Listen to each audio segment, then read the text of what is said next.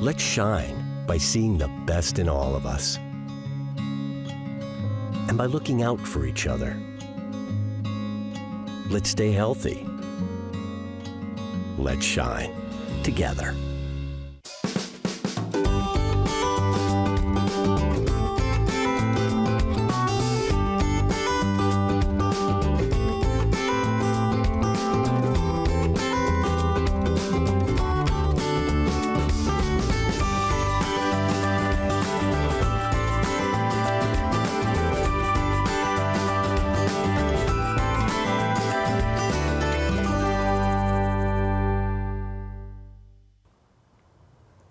Hi, welcome to Let's Talk Together. I'm Sherry Harlan, program host for Let's Talk Together, and today we are discussing mental health awareness. And our guests today are two members of the READ team from our behavioral health group, April Coffin and Barbie Will. Welcome, ladies. Hi, Sherry. Hi, thank you for having us. And before we get started, tell us, each one of you, how you came to READ. I started here, this year will be 5 years ago, and April actually reached out to me and she was like, I think that people would love you. I think our patient population would love you, and I really loved READ's values and what READ stood for and their community engagement, and decided to make that decision. All right. We like their community engagement too. I'm sorry. And I moved here from California back in 2016, and I started with READ in 2017.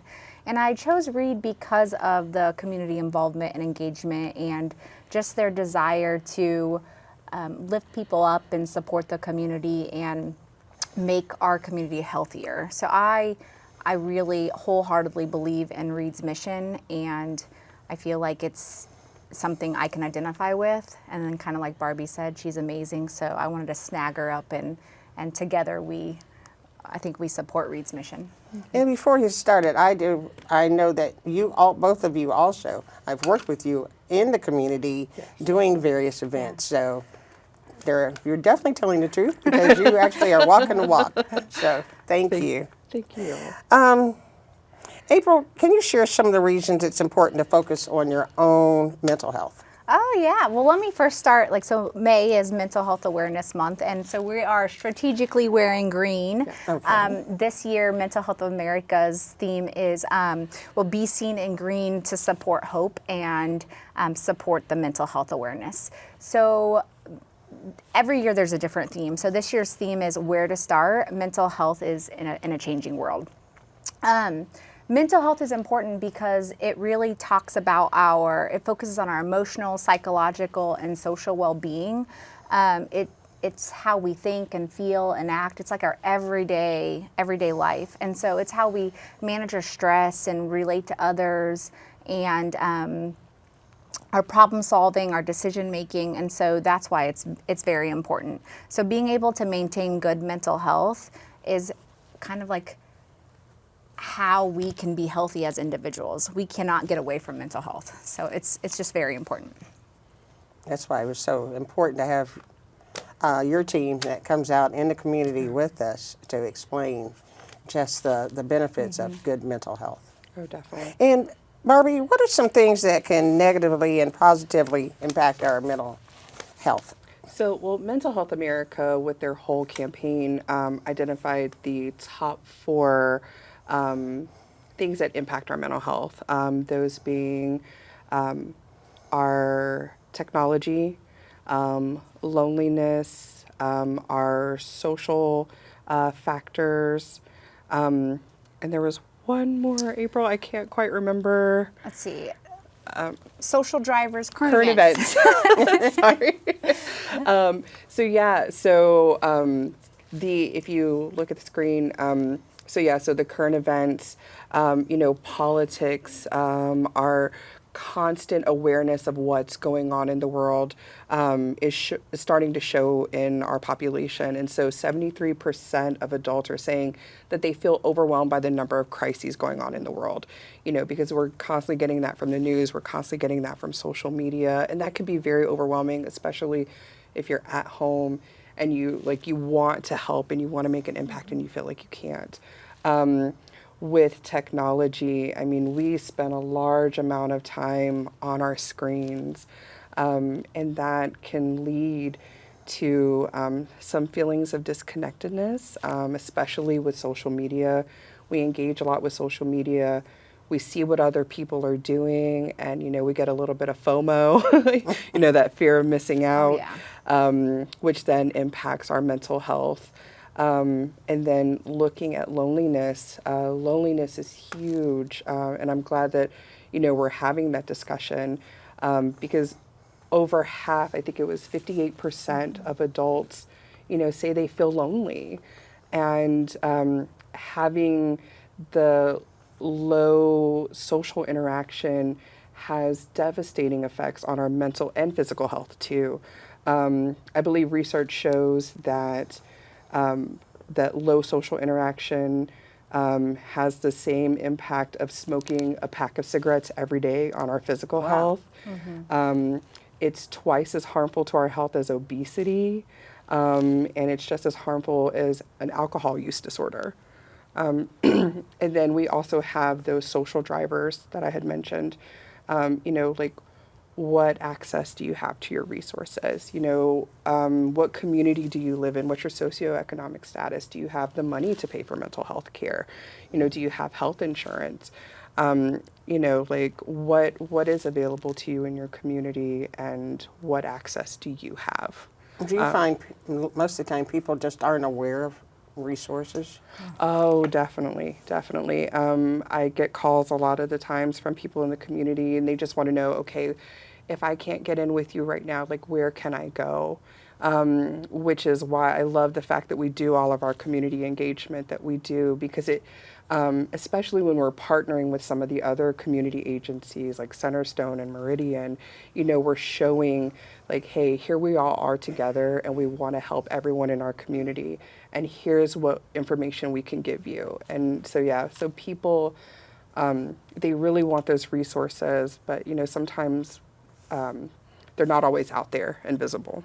And even like the basic needs, right? Food and water and good health care. I mean, the wait to get into some health care providers is even long. So I think resources is one of the top reasons why people do have poor mental health, right? Like just stressors over getting the basic necessities. Right. And I'm glad that you mentioned that, because I don't think people realize like wait times to get into mental health treatment. It's not unheard of nowadays to have to wait 6 months to a year to get in to see a therapist, to even talk about your mental health. So, and now then that's a really big point that the average person has no idea. But the other problem is that even if you were dealing with the loneliness or just uncertainty, so then you finally get up enough nerve to say, I'm going to go get help, and then Barbie's like, that's nice, but I can't see you. Right. I know, and I hate having those conversations with people, because people who really are really invested in their mental health right now, it is a hot topic, especially after COVID. And so to have to say to somebody like, I'm not sure where you're going to be able to get into, but, put yourself on a few wait lists and see who can get to you first. It's devastating. And we always promote other ideas too. Like there's support groups you can join, or book clubs, anything. So Barbie touched on loneliness, anything to get you more like socially active and being around other people. So therapy absolutely is a great idea, but because of the long wait list, we always promote other ideas too. And I didn't mean to, want to go backwards just a minute to ask you, because I had just seen an entire show just on loneliness, and the majority of them were probably 30 and under. And I think when you were saying with COVID, and can we go back on that to see how that? Sure. And I think because a lot more younger people have like social media and that type of. I say, and that's the tricky thing about social media, is because it could be such a great thing because it gives us information, like, because that's how we market things. That's how we tell people, give other people knowledge. But the other part of that is that we have this false sense of connectedness to everyone, when really, when we get off of our phones, we still feel lonely. We don't, that need for social interaction hasn't been met. And so with COVID, there was a lot of impact, especially on our kids. Some developmental impact. I mean, kids didn't have structure. We had kids who were losing parents. They didn't have the routine anymore. They didn't have the social interaction they need, and social interaction is so important for kids. And so I'm seeing that with college students now. I'm seeing college students who, they're like, how do I make a friend? Like, how do I reach out to people? They're like, I can give somebody a like on social media, but how do I start that conversation? And so COVID definitely had a huge impact on our social development, for sure. And just to touch a little bit more on the loneliness, I mean, even if you go sit down at a restaurant with your family, if you look around, a lot of people are on their phones or some type of technology device. So I think it's so hard for us to put our phones down. Don't get me wrong, technology is great, right? I mean, we can contact our doctors at our fingertips. We can do a lot of important education. So COVID had the ramifications of making education a little harder. However, kids now do e-learning and asynchronous e-learning, and meetings are virtual. So it brought on lots of good things, but technology also has the flip side where it can impact your mental health in a negative way. So there's definitely steps to take to support well-being with your mental health. Right. And I'm sorry. No, go ahead. Because I wanted to say, like, with technology, it's so easy, especially if you have like an anxiety disorder. That's one of those avoidance behaviors that we do, is because, we're uncomfortable, we're in a situation, and it's so easy to grab our phone and get on there. Like in that short term, you feel that relief, but, all that's doing is causing long-term anxiety, because you're not learning how to cope in an effective way with that discomfort with social settings. I wonder if that was my coping skill. It's a lot of our coping I think we're skills. all little, yeah. I'll get my phone. So that's always the challenge. Do you feel people talking about their mental health is becoming more common? Oh, definitely. A lot more than it used to be. Oh, yes. That's kind of that hot, sexy topic right now, is mental health, especially after COVID. And then also, again, going back to that social media, our younger generation is really into talking about mental health. Our younger generations are really all about, whole wellness. They want to talk about their physical health. They want to talk about their mental health.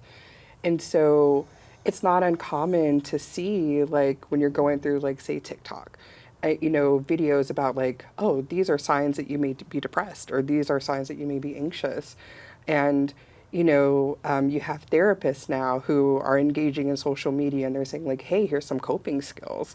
And so I think that social media has really allowed mental health to have a platform to be exposed, and in a way that we can kind of experience that privately and know that, a million people liked this video, so a million other people are struggling with this too. So on the flip side, it's great, but we also see a lot more patients that self-diagnose based on TikTok. Yeah. So they'll come in and say, I saw all these things on TikTok, I must have major depressive disorder, or I have generalized anxiety disorder. And even with autism, I feel like we have so many more people that are coming to us saying, like, I have autism, when in fact they really don't. They just have a lot of the symptoms that go along with autism. So there's always a flip side to it.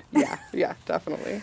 That's interesting you mentioned that. Yeah. 'Cause I was just saying that it's amazing, because I'm trying to figure out, all of a sudden it seems like there was just a big boom in there's all these people that are putting people in certain pockets. Well, like ADHD. So, in social media, it has technology has a way of the algorithms. So more things pop up the more you look at it. So if, as a parent, you're thinking, oh, my child has these ADHD symptoms, then you just get flooded. And so then you think, oh, my kid must have ADHD because they have all these signs. But in actuality, a lot of the diagnoses have some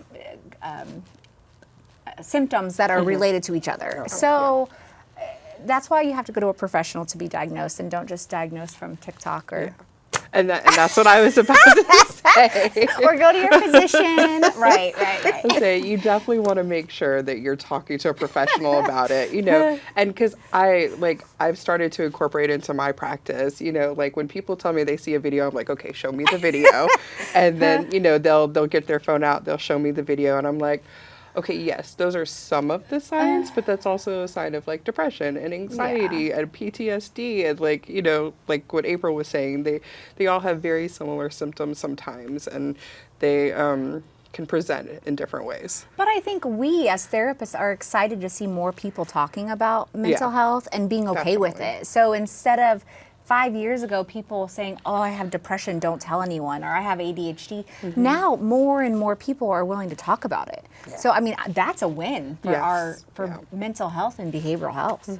It's a huge win. It is a huge win. Especially in the workplace. I feel like a lot more like managers, administration are becoming more aware of mental health and, like really focusing on that with their employees and, trying to create a mentally healthier environment too. Absolutely. I can't even imagine to think 10, 15 years ago that you would say, I'm really struggling. Right. You might have got a totally different answer then than you would now. Yeah. So, which leads me to, what are some of the things we can control as far as our mental health? Yeah, that's a great question. Well, Barbie talked about some things that we don't have control over, right? Like our climate and political climate. So there's a list that I think we put up on one of the slides, but just naming 5 positive things. So at the end of the day, just name 5 things that you're grateful for, because I think it's so easy for us to think negatively and just think about like everything that went wrong for the day. So we just challenge people to just identify things they're grateful for and practice positive affirmations. Those, again, negative self-talk, we all do it. We all get these things called negative automatic thoughts that pop up in our head. So the positive affirmations are like, I am good enough. I can do this. I believe in myself. So naming those things about yourself. Start a conversation about mental health. It sounds like a lot more people are doing that, but again, bringing awareness. Staying hydrated, that is very important. Barbie always gets on me because I'm not a water drinker, but probably the last couple months I am drinking, I think, my share of water. I'm trying really hard, but drinking water has so many positive health benefits. It helps our mood, stabilize our moods. It helps with calmness, and it really curbs your appetite too. So if you're trying to be healthy and eat healthier. So staying hydrated, and then again, the tech. So being more aware of our TV time and our screen time. Spend the time with your family and friends. We're getting away from that as a society. And again, that leads to loneliness, but just you can set those limits. We may not have control over what is on social media or what's on the news about the war and the climate change, but we have control over limiting it and setting boundaries. They have tons of different things now where you can manage your time. Like I can look up my kids' screen time on my phone, which is great. So just limiting those. So yeah, I do that as a parent too. I'm like, you get this much time on your iPad, and when that runs out, you're gonna have to ask for permission. Right. So. And that's what they don't forget to ask. Right. Oh no. Right. They just need a little more time on YouTube and Roblox. Then, do either of you think that COVID-19 has impacted people's mental health in the last few years? Oh, sure. So kind of like what we were talking about earlier. So we, I talked more about the developmental impact, but the mental health impact has also been really significant. So the National Institutes of Health are showing that people who got COVID, they have higher instances of cognitive and attention deficits, higher levels of anxiety and depression. We're also seeing psychosis, seizures. We're also seeing suicidal behavior. So COVID-19 has had a real big impact on mental health. And we're seeing, in a positive way, it's brought about more conversation about self-care. So on the screen, you can see statistics about our mental health and why it's so important. So 42.5 million adults have been diagnosed with an anxiety disorder. So anxiety, we've seen such a huge increase in anxiety, and I think people tend to want to take medication right away for it, when in actuality, medication can be beneficial, but it's what you're doing to cope with it. Because anxiety is normal. It's a normal part of our life. It's actually part of our fight or flight system. So like anxiety is good to have because anxiety also helps keeps us safe. And so, but what ends up happening is, you know, how much our world has changed from where we used to be. You know, now our anxieties are more things that we can't control, or, you know, things that, you know, make us feel uncomfortable, and then we give in to some of those short-term relief coping strategies that aren't helping with the longer term.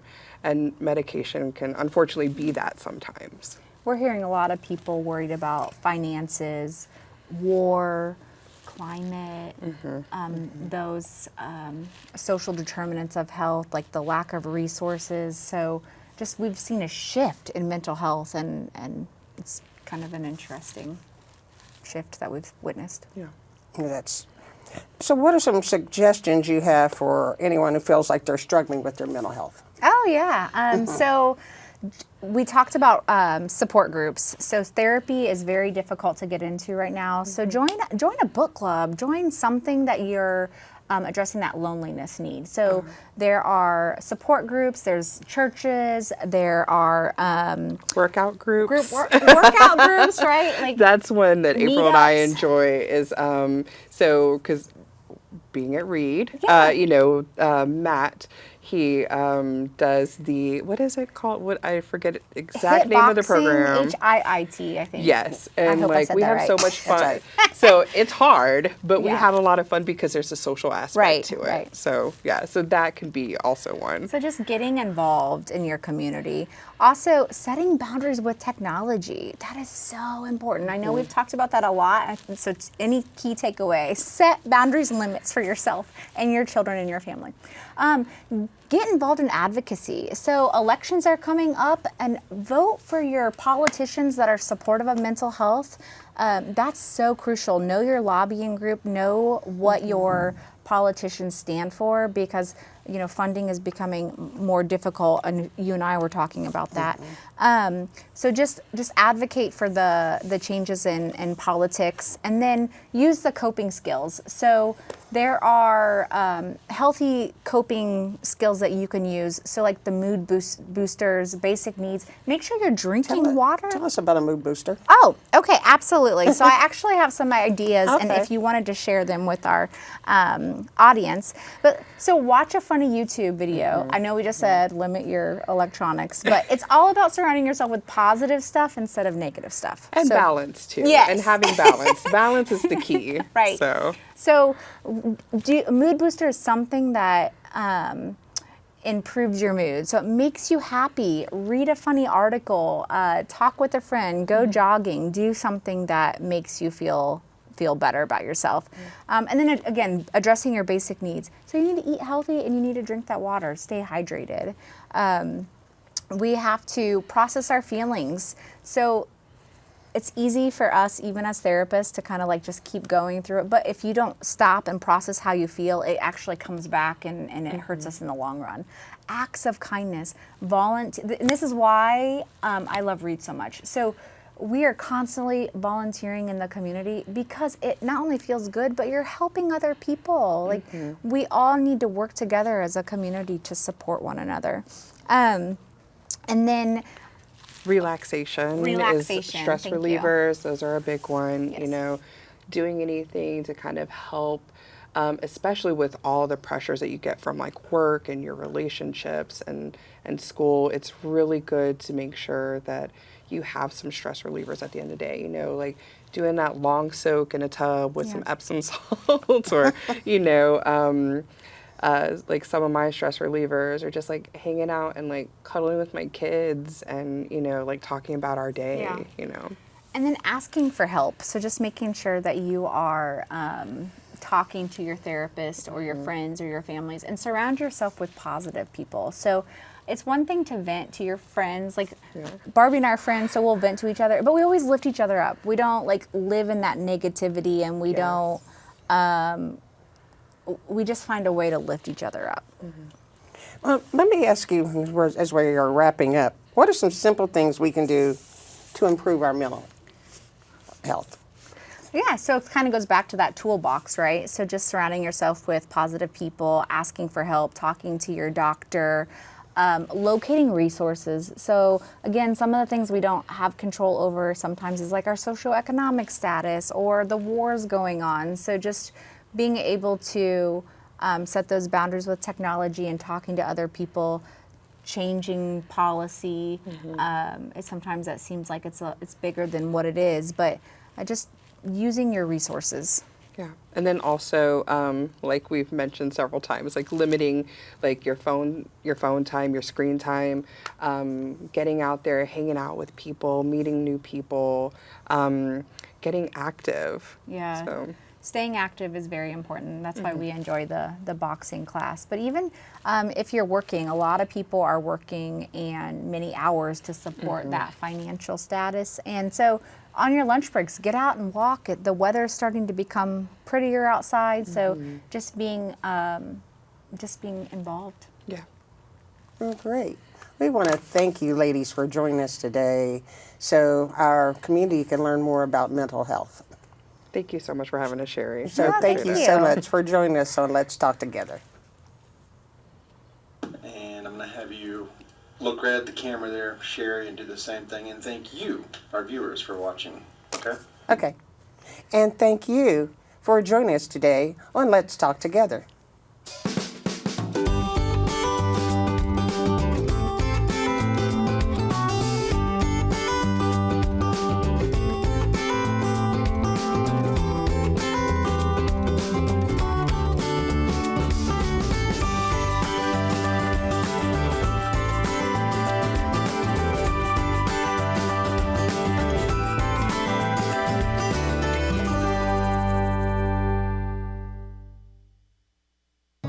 Let's shine by seeing the best in all of us and by treating you here, right in your hometown. Let's look out for each other. Let's stay healthy. Let's shine together.